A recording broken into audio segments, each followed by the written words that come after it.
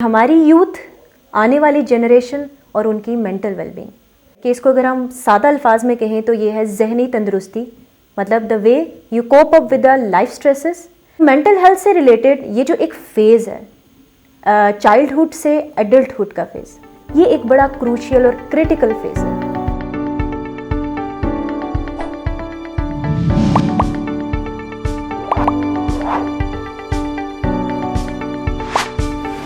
अस्सलाम वालेकुम, मैं किरण नाज और आज आपके लिए एक ऐसा टॉपिक लेकर आई हूँ जिस पर डिस्कशन आज के दौर में बहुत इंपॉर्टेंट है।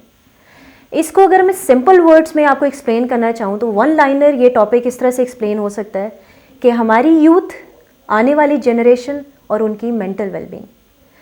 अब बेसिकली समझना सबसे ज़्यादा ज़रूरी ये है कि मेंटल वेलबींग बेसिकली है क्या, और ये मेंटल वेलबींग हमारी एडल्ट, हमारी यूथ के साथ कैसे कनेक्टेड है और कितना ज़रूरी है। कि इसको अगर हम सादा अल्फाज में कहें तो ये है जहनी तंदुरुस्ती, मतलब the way you cope up with the life stresses. इसमें आप अपनी रियल एबिलिटीज़ को आइडेंटिफाई करते हैं और इसमें how you execute your life, that is about mental wellbeing.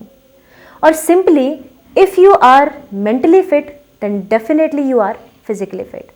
अब अगर हम अपनी एडल्टहुड की बात करें, जैसे कि हमारे यूथ के जो आजकल के मेजर इश्यूज़ हैं, उनकी मेंटल हेल्थ, उनकी मेंटल इंस्टेबिलिटीज़, तो मेंटल हेल्थ से रिलेटेड ये जो एक फेज़ है चाइल्डहुड से एडल्टहुड का फेज़, ये एक बड़ा क्रूशियल और क्रिटिकल फेज़ है।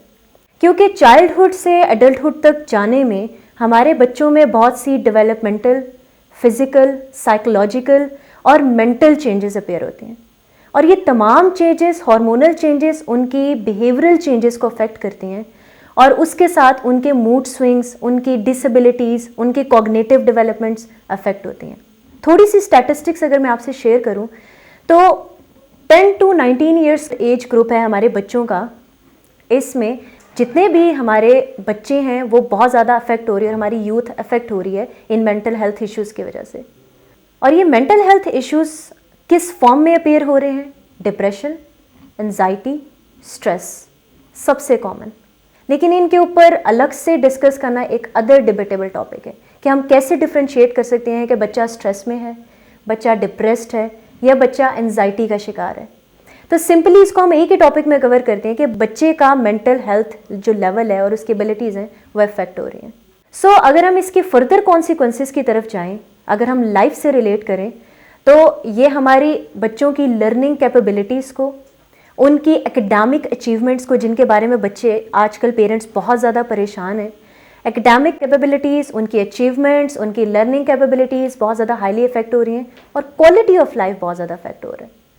तो इस मेंटल हेल्थ से रिलेटेड जितने भी फैक्टर्स हैं, क्योंकि अगर हम डिस्कस करें सारे फैक्टर्स को तो बहुत मुश्किल है उनको एक कूजे में बंद करना, लेकिन जो एक बहुत मेजर फैक्टर है आजकल के दौर में, जिसको हम कह सकते हैं डिजिटल दौर, वो हम डिस्कस करेंगे, जो सबसे मेजर इम्पैक्ट डाल रहा है हमारी मेंटल हेल्थ पे और हमारी यूथ को हाईली अफेक्ट कर रहा है। इसमें जो बेसिक कॉन्सिक्वेंसेस हैं, जैसे कि मैंने बताया, स्ट्रेस, एंजाइटी और डिप्रेशन, इन तीनों को कैसे डिफ्रेंशिएट किया जा सकता है और कैसे बताया जा सकता है कि क्या हमारा जो बच्चा है वो स्ट्रेस का शिकार है, एंजाइटी का शिकार है या डिप्रेस्ड स्टेट में है।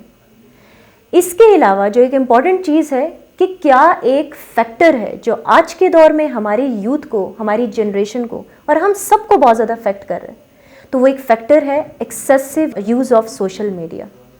ये सोशल मीडिया एक डिजिटल पिल है जो हमें बहुत ज़्यादा अफेक्ट कर रहा है हमारी मेंटल कैपेबिलिटीज़ को। तो हमारी नेक्स्ट वीडियो इसी बारे में होगी कि किस तरह से ये हमारे माइंड्स को, हमारे रोल्स को अफेक्ट कर रहे हैं और हमारे बिहेवियर्स भी इन मेंटल इंस्टेबिलिटीज़ की वजह से अफेक्ट हो रहे हैं। Stay tuned.